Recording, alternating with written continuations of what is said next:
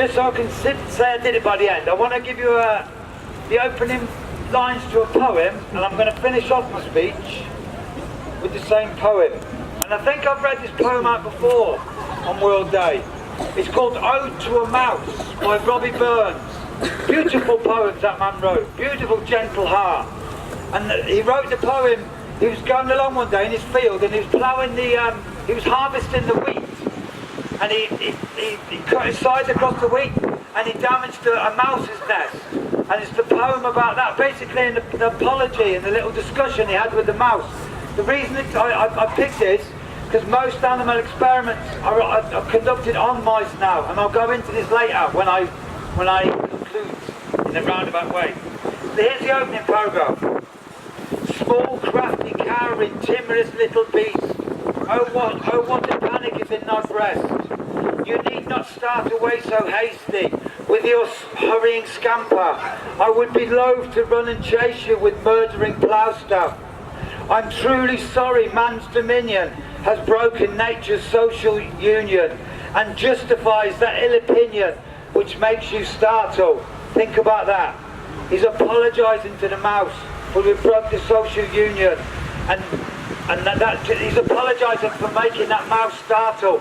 Yet in Oxford today, hundreds of thousands of mice are suffering terrible, terrible nightmares. I'm going to finish off the last paragraph of that at the end. Right. I've been involved in the movement for decades now, nearly 4 decades, and it's a shame to see how vivisection has slid down our sphere of attention.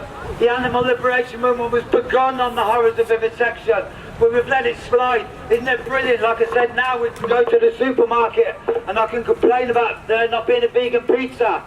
And some people used to argue, look, we need to tackle factory farming because that's where the hundreds of millions are. But we mustn't lose sight of the horrors of vivisection, because there's something nasty, particularly nasty and cruel about vivisection. Tell me another job in the world, and it will happen today in Oxford, where people go into a room and they see any creature, a mouse. It's in the corner of its cage. It's wetting itself, that timorous wee beastie. It's frightened, it's ill, it's dying.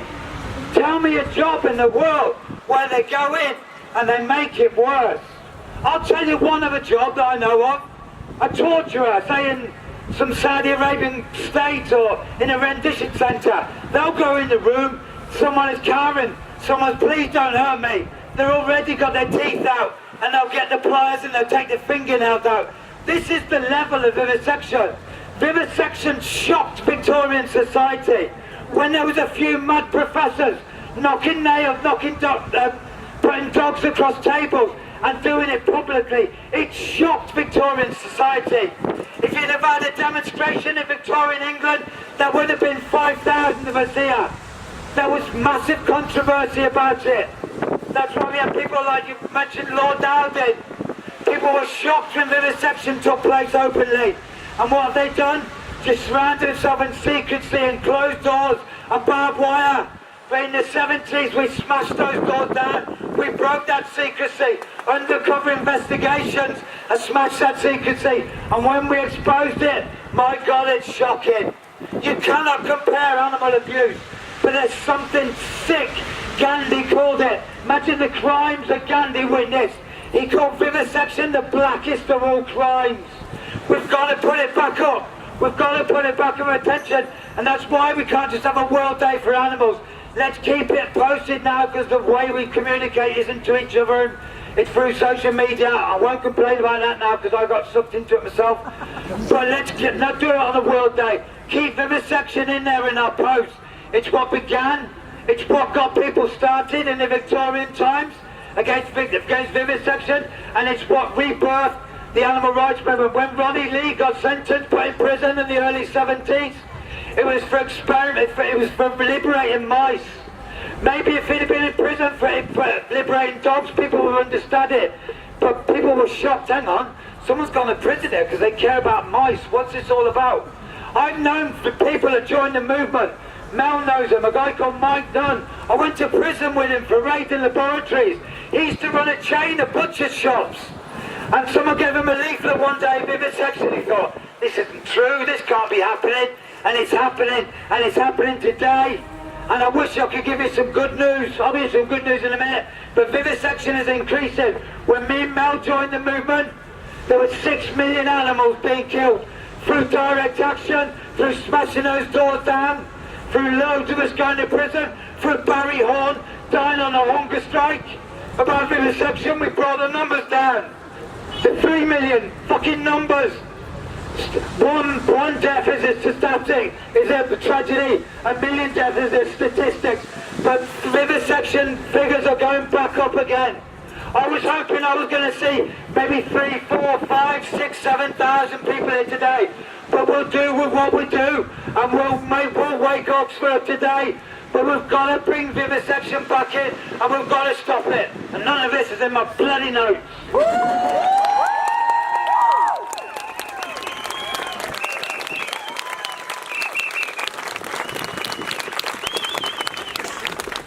I've got to stop in a minute, but I could go on for bloody hours.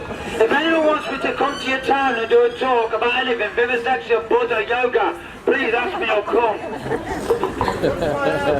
I will. I'm like a slapper. If you invite me, I'll do it. Slapping anyway.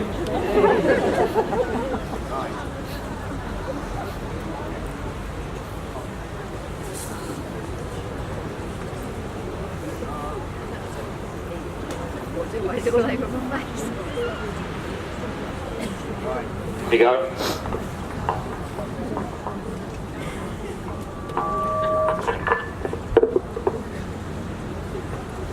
Just want to read 2 little bits out. Before I do, beginning, middle and end. No.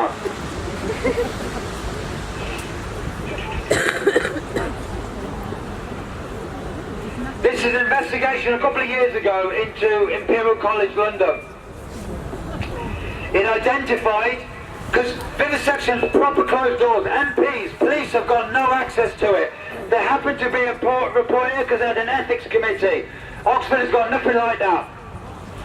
This report, it identified a lack of adequate operational leadership, management training, supervisory and ethical review systems.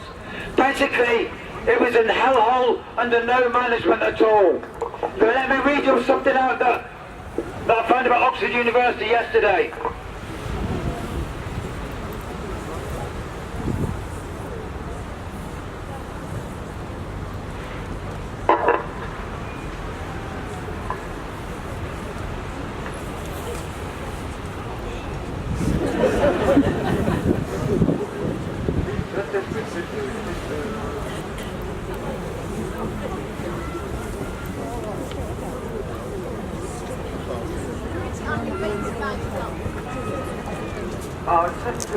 Just ask Mel, who knows it. He'd rather. Oh, you got dragged into being there. Oh, it's not even there. But I do remember what it said. Oh, yeah. Basically, it's from the British Medical Journal, and it basically says, as we know, animal testing is often full of inaccuracies, faulty methodology, and what they're talking about is a study that Oxford University did, and they wanted funding for a new vaccine. And you'd think they'd be particularly careful to do with the vaccine, considering all the controversy about vaccines. But what they did their animal experiments like they did, and interestingly enough, when you read this report, because vivisectors, when I say they're not stupid, they lack common sense, they lack a heart, but they're intelligent people. Vivisectors, this is the key, vivisectors know that animal experiments do not work. When you are sick, if you have children, you do not take your children to a veterinary hospital. This is experimental on a mouse. We'll not tell you what's going to happen to a rat. But what Oxford University did, and they contracted it through Porton Down, the military research people. Does anyone put your hand up in here if you don't know where Porton Down? Have you ever heard of Porton Down? Anyone not heard of it? Burn it. Ooh, excellent. It's a military research establishment where they do unbelievable things. They do unbelievable things here. What Oxford University did, they did these animal experiments into these vaccines, and they got some positive, they got some negative results. They ditched the negative results. And do you know what they did? They entered that vaccine into poor communities into South Africa, and they lied to the parents. They said, we've done animal experiments, and they proved that they are safe. And they knew that some of the animal experiments, so they weren't safe. But the vivisectors know that they've got a point here actually, because they weren't lying to the parents of the babies, but they were completely misleading them. And that's what animal experiments were at the start of the century, start of last century. With Victorian Britain, you had the RSPCA set up. Society was shocked about vivisection. It was a few mad professors nailing dogs to tables. People like Descartes, who said, that's what science did. There's nothing wrong with science. I'm into yoga. Yoga's a science. But when you start calling things it, like this bench that I'm standing on, you could say it's an it. You can measure it. You could take it apart. But what science began was to apply it to trees and animals, and then it becomes just nonsense and cruelty. But all the stuff, all the food additives, all the pesticides, all the noxious chemicals, the pharmaceutical and the oil industry, it was the oil industry that wanted animal experiments. At the start of the 20th century, they wanted to flood the market with toxic products. Hey presto, you can prove anything you want through animal experiments. Anything you want. You can prove it safe if you use it on a mouse, or safe or dangerous if you use it on a rat. Animal experiments are lies. When you look into the world, George Bernard Shaw said that anyone that wouldn't hesitate to vivisect would hardly hesitate to lie about it. And that's what's happening at Oxford. I'm going to finish in a minute because we've got to hurry up. No, we don't have to hurry up. We've got 5 minutes. 2.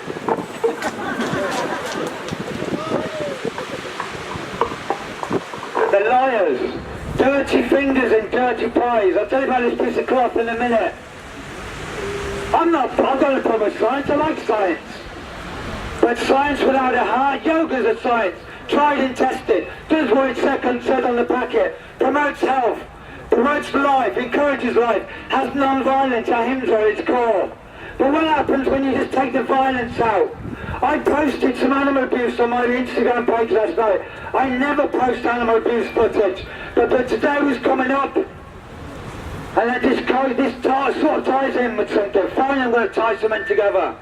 And it's an undercover investigation. Every undercover investigation that you'll ever find at abuse places, factory farms.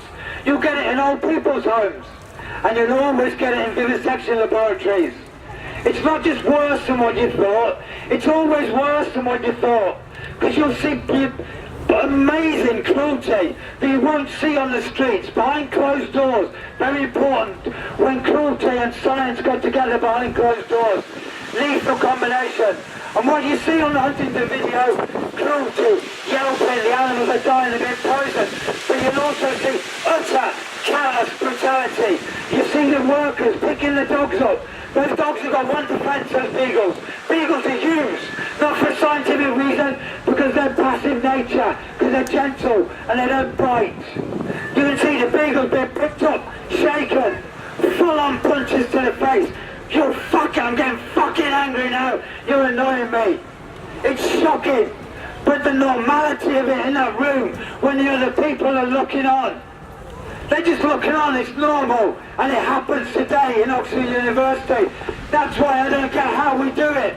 And Oxford University, I don't know if we could raid it anymore. It's so secret. We tried to stop this new centre being built. Mel went to prison for a bloody long time for it. Barry died, and we've got to smash those doors down. I don't know how we're going to do it, but we've got to do it. And those scenes, I was in India, the home, to me, India, the home of the animal liberation movement. I was in the Himalayas, I went to a temple, I went to a Buddhist temple. And I was explaining to this lovely monk about the work I was involved in. And I explained to him about vivisection. And I was actually explaining to him about the scenes I just told you about. where they get these dogs and then inject poison into them 9 times a day. Those dogs try and wiggle. Those dogs get punched and screamed at. And I was telling this to this Buddhist, and do you know what he said? He said, oh, the poor people. And I thought, no, this is a translation error. These are monsters. These are cruel people. These are monsters. And he said, oh, again, he went, oh, I feel so sorry for those dogs, but I feel even more sorry for the people. I had no clue what he was on about. I've studied Buddha and yoga since then, and I understand it. This all sounds strange, right? And he gave me this, to stand outside and to go. And he wanted me to chant, Om Tare Tutare Swaha, which just means it's a prayer to the mother. And it's a prayer that we will win through non-violence and compassion. And he wanted me directed at the vivisectors. He wanted me to spread love to the vivisectors. And I understand that now. That word love, we said, what's he on about? Going, witchy, little vivisector. No, vivisectors have got coming to them what they've got coming to them. The laws of karma work. But I hope that all vivisectors get out of that violence. I hope that all vivisectors one day be happy. The way they'll be happy is to leave that torture lab. It will destroy them. There are no happy hunters, there are no happy rapists, and there are no happy vivisectors. So I wish happiness on those vivisectors, and the way they do that is to don't leave the lab, take the animals out of the lab, and turn the labs, what they should be, into real science. Think about this. Hundreds of thousands of animals are in our laboratory we're going to. And mice, mainly mice. But they'll never feel this wind. They'll never feel a drop of rain. So if it does rain today, who gives a shit? We can cope it. Enjoy your rain. Think of the billions,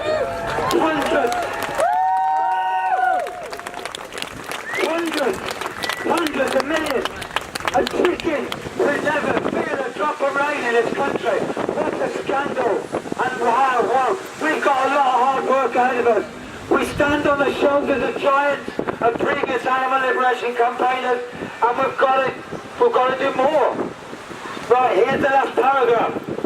So it's his little prayer to the mouse, and it ends like this. Still thou art blessed compared with me. How beautiful. Rather than that story of science. Gandhi was once asked, what do you think of Western civilization?